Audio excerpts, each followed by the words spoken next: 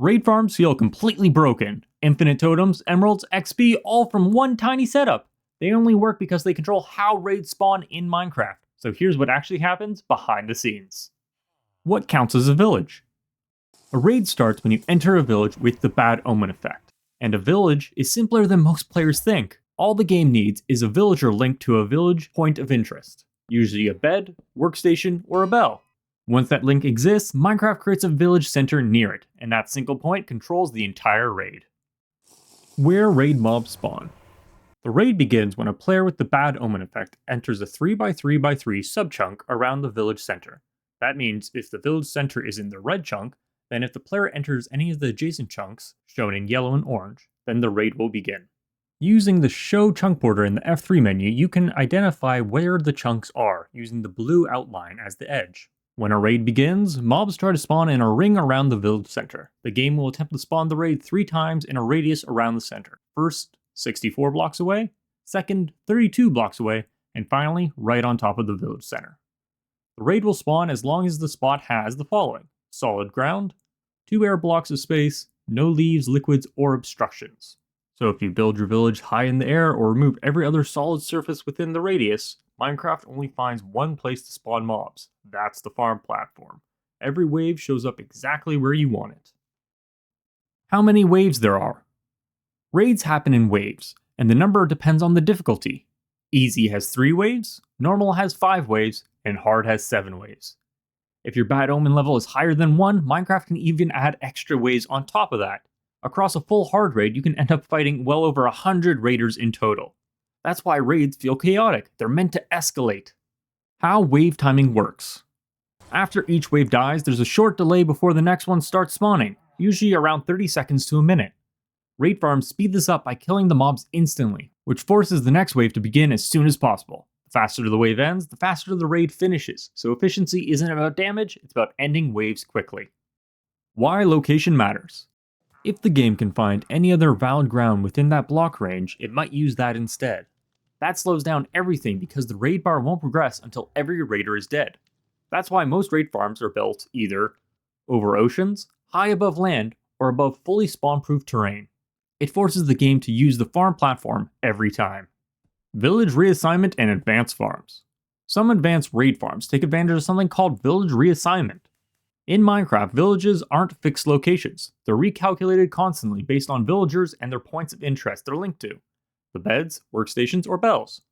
If a villager links to a different point of interest or moves far enough away, the game can shift where it thinks the village center is. That matters because raids are tied to that center.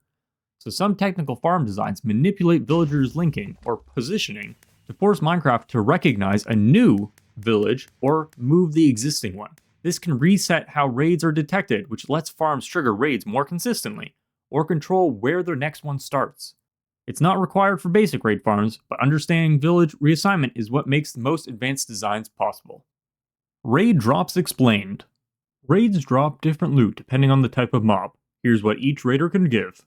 Evokers drop Totems of Undying and emeralds. Vindicators drop emeralds and occasionally iron axes. Pillagers drop crossbows and emeralds. Ravagers drop saddles. Witches can drop sticks, glass bottles, glowstone dust, redstone dust, spider's eye, gunpowder, or sugar, as well as any potion they are holding. If any of the illagers are raider captains, defined by holding a banner, they will also drop an ominous banner and sometimes another ominous bottle.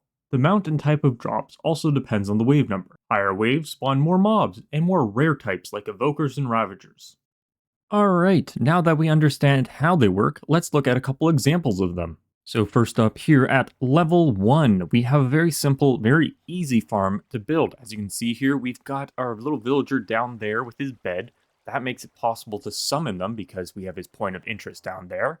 So all we do is we chug a potion, and then all we do is we head down into our little hole down here, and this is the collection area where you'd have your nice sword. Let's grab one real quick. And you just attack through here.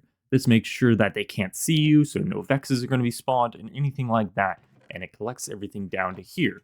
So what happens is we get the lava for the Ravagers because they're too big to fit in that hole, and it still kills them because we don't really need saddles too much. Sometimes the saddles still might drop down and we still might collect them, But then all the pillagers, illagers, everything else will fall down here, do the 27 block drop, bringing them down to basically the lowest health possible without actually killing them, and then we can just easily swipe them out.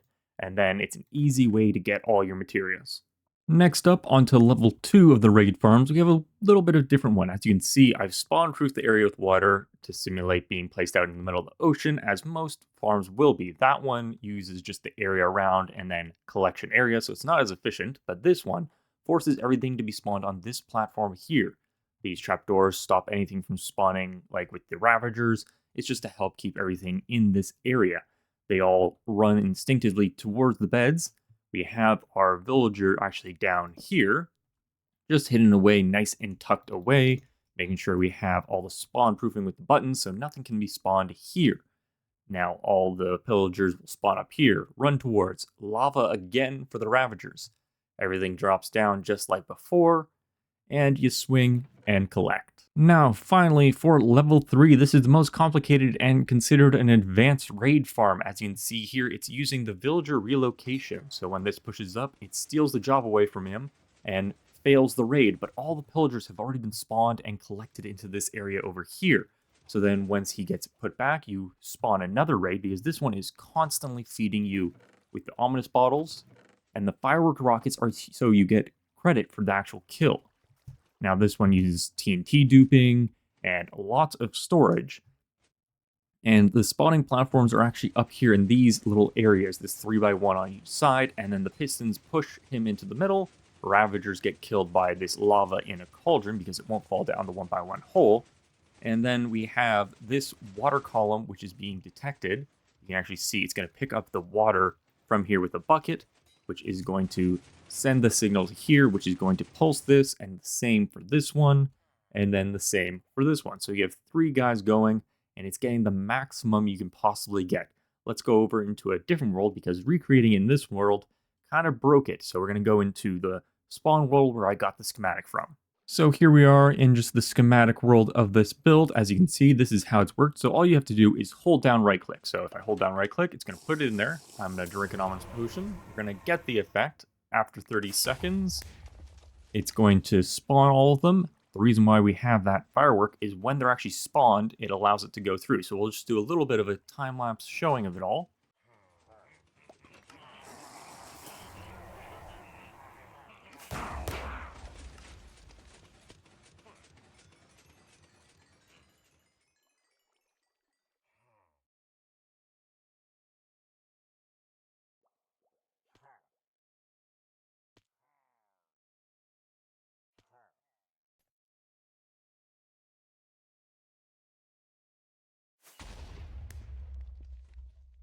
So as you can see, we've got our Ravagers trapped up here. It's spawning all the Illagers and pushing them to a single place. The TNT will go off, getting them down to low health.